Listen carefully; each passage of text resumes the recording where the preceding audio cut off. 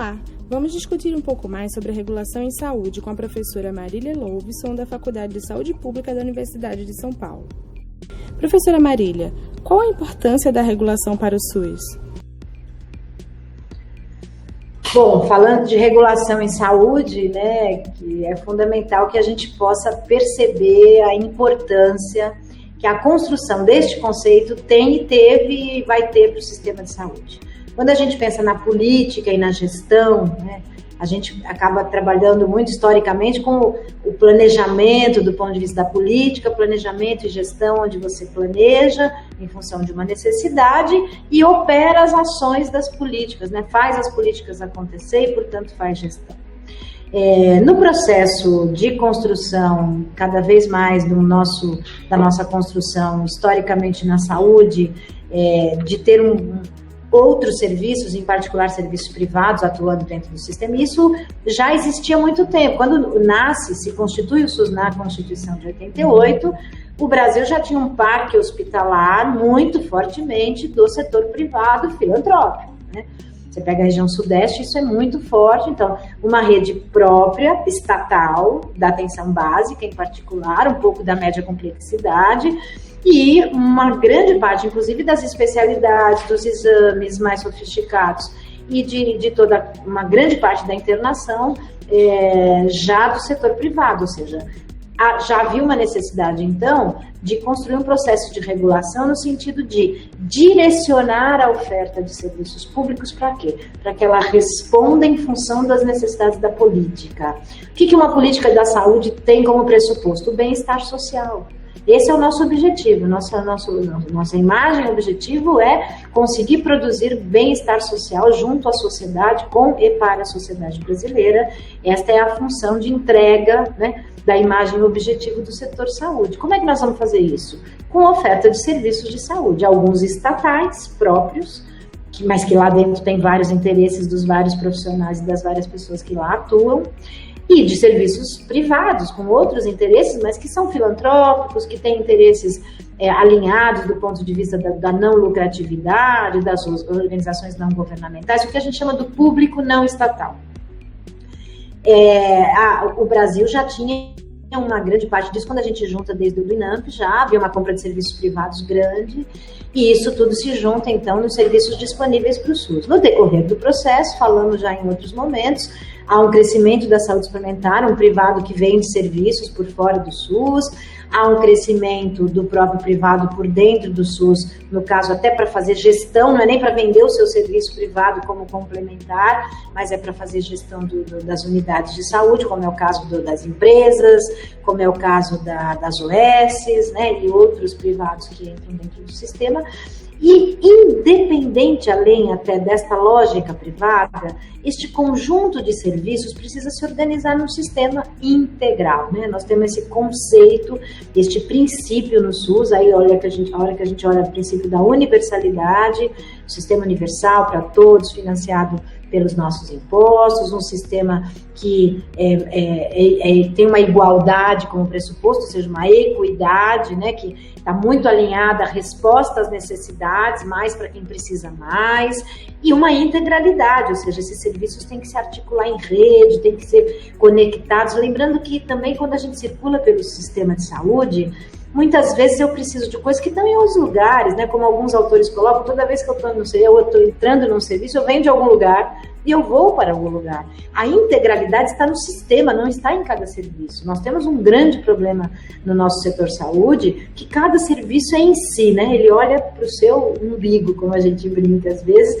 e ele não consegue olhar para fora do próprio serviço. Às vezes cada equipe, na salinha da tal especialidade, olha para si e tem muita dificuldade de produzir integralidade, de cuidar das pessoas mais amplamente na vida dessas pessoas, né? Inclusive ampliando o conceito de saúde para além do conceito biológico, levando em conta a subjetividade, a singularidade das pessoas. Essa é uma construção que nós temos que enfrentar desde a formação dos profissionais de saúde, que se formam de maneira muito voltada para o individual, muito voltada para este cuidado de maneira fortemente fragmentada. Então, os desafios passam só de conseguir integrar um pouco mais os serviços, os profissionais, e inclusive a lógica público-privada que cada vez permeia mais esse sistema, ou seja, como é que a gente harmoniza isto para ter o foco no território e o foco na necessidade, né? Para isso a gente fala, quando a gente está conversando com as pessoas, fala, olha para a necessidade das pessoas, é por aí que a gente vai produzir um sistema de saúde bom, legal, para todo mundo.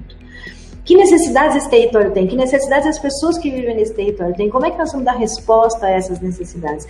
E que serviços a gente tem para fazer isso? E como é que esses serviços conversam, né?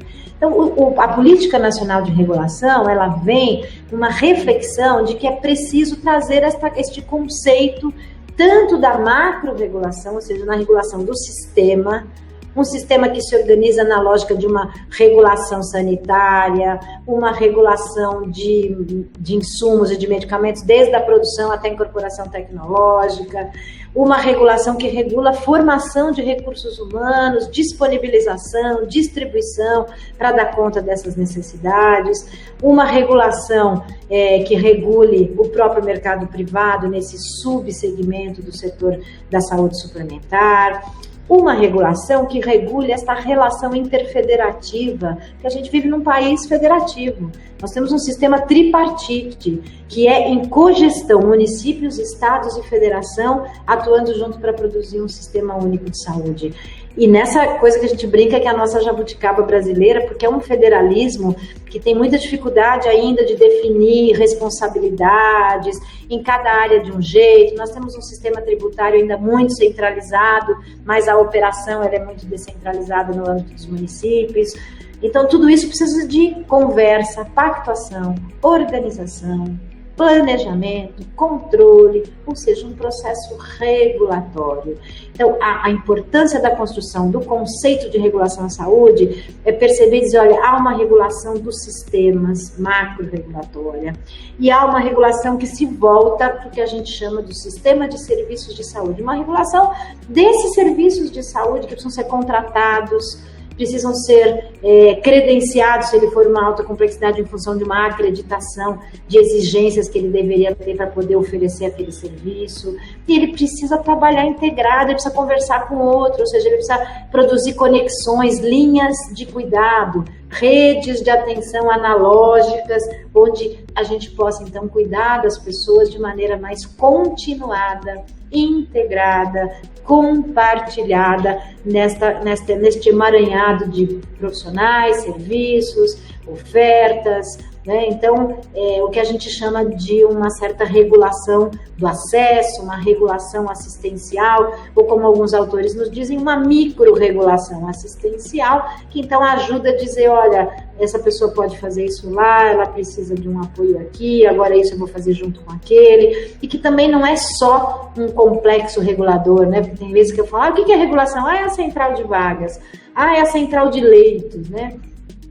O agendamento, quer dizer, isso é um pedacinho lá do fim, quando a gente já percebe, então, que eu preciso organizar esta oferta, eu preciso ajudar a priorizar quem chega primeiro nessa oferta, e aí, então, eu vou ter um espaço, um software, uma central de pessoas trabalhando que ajudem a organizar a oferta e fazer com que esta demanda se encontre com esta oferta. Fazer a gestão da fila, a gestão da oferta e a gestão da própria demanda, porque se a gente fizer só a gestão da oferta, nós vamos estar enxugando o gelo eternamente. Regular pressupõe olhar para as demandas, olhar para a atenção básica, pensar desde o acolhimento da atenção básica, porque a gente começa a regular na hora que a gente entra no serviço. E alguém vira para você e fala, vamos cuidar de você? Ou vira para você e fala, você faz 10 mil exames, vai para tais especialistas, você deve ter vários probleminhas, cada um vai cuidar de um pedacinho. Os caminhos no sistema vão ser completamente diferentes. Então, desde o acolhimento, processo de apoio matricial nas unidades básicas de saúde, como é que ela conversa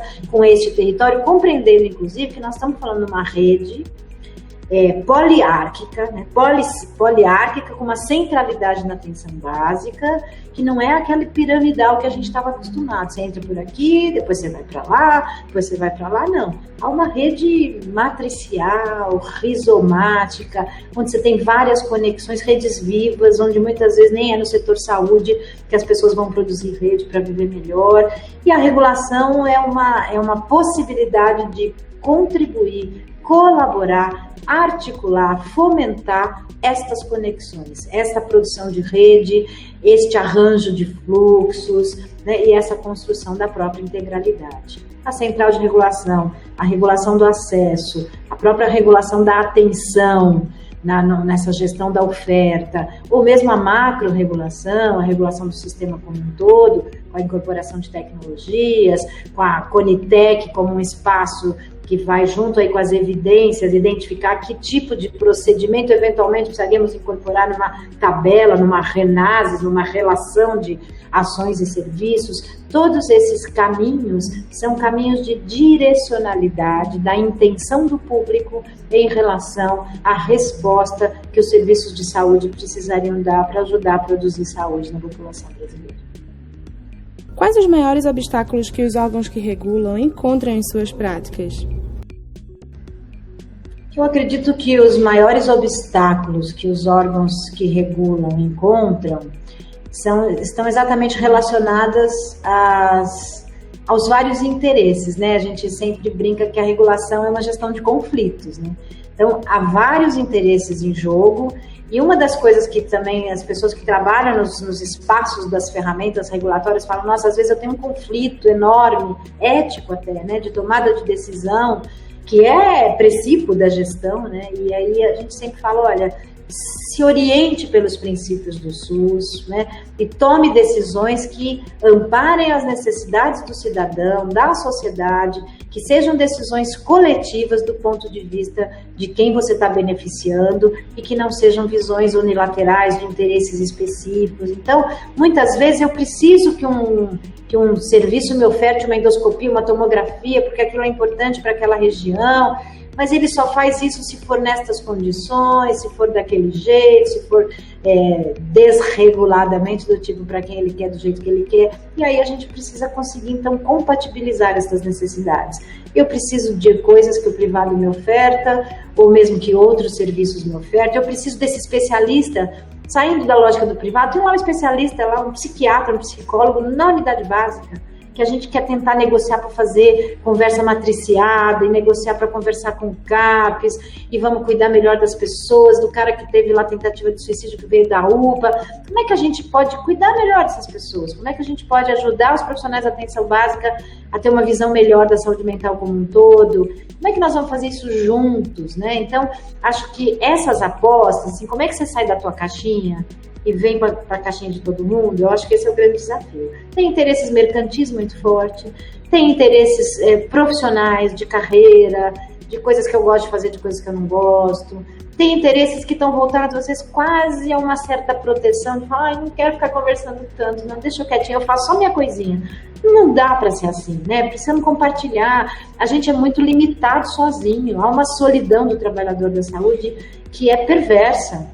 E aí, para você fazer as coisas com os outros, às vezes é mais trabalhoso mesmo, mas a gente otimiza, a gente transversaliza conhecimentos, saberes, produz coisas muito mais potentes, inclusive quando a gente de verdade reconhece o usuário como um interlocutor válido e compartilha com ele o seu projeto terapêutico, o seu projeto de cuidado, né, e constrói o que a gente tem chamado de uma regulação produtora de cuidado. Uma regulação que não vem do lugar da gestão normativa, do estabelecimento de regras e normas. Até porque estabelecer regras e normas do ponto de vista da macropolítica e achar que amanhã está todo mundo obedecendo é de uma bobagem enorme.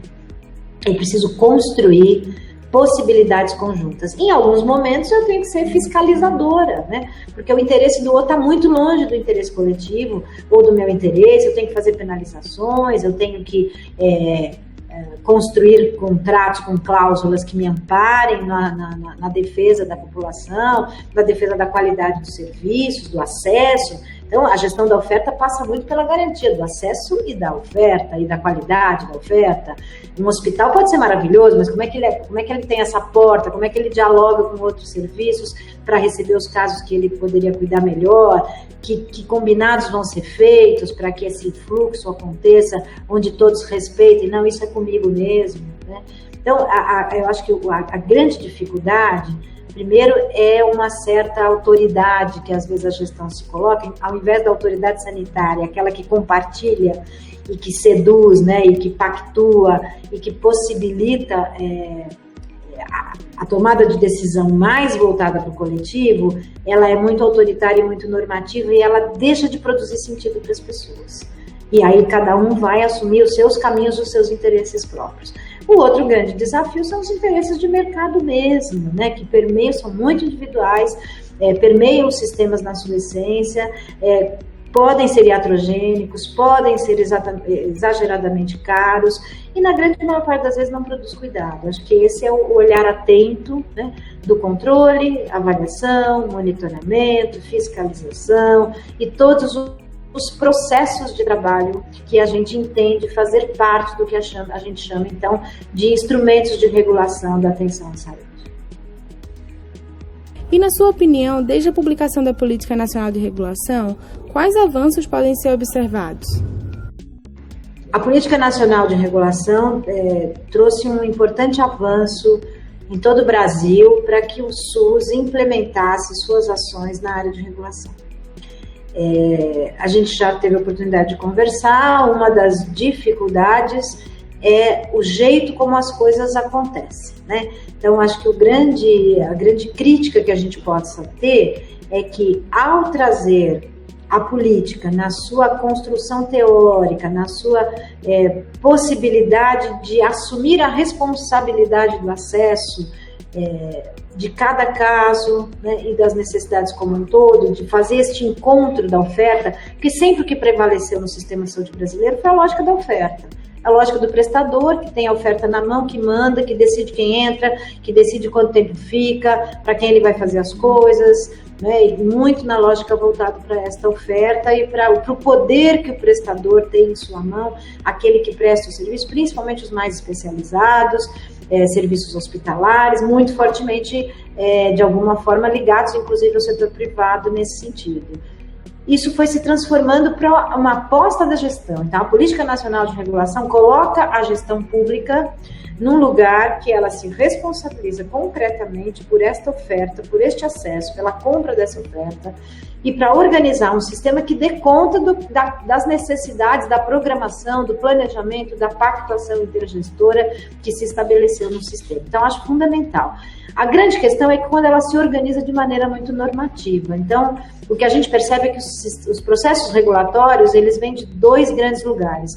Um lugar mais burocrático, normativo, do que a gente chama da administração de serviços de saúde, que muito frequentemente se distancia da produção do cuidado, da produção de saúde propriamente dita no cotidiano, mas vem fortemente também deste lugar, que é o lugar da clínica, que é o lugar da produção do cuidado, onde há uma regulação que a gente chama de regulação clínica, onde as pessoas ligam e resolvem e tentam fazer coisas, e priorizam e se preocupam, né, se afetam, se comprometem com as pessoas, no sentido de, não, nós vamos ter que resolver, nós vamos ter que dar conta, mesmo que não seja aqui. O SUS não sou eu aqui no meu pedacinho, o SUS é muito grande, nós vamos dar conta de conversar com as pessoas e fazer com que os caminhos sejam trilhados, independente se você seja rico, se você seja pobre, se você mora numa cidadezinha pequenininha, ou você mora numa região metropolitana, às vezes todas elas, as condições tanto quanto perversas uma em relação às outras, e que precisam deste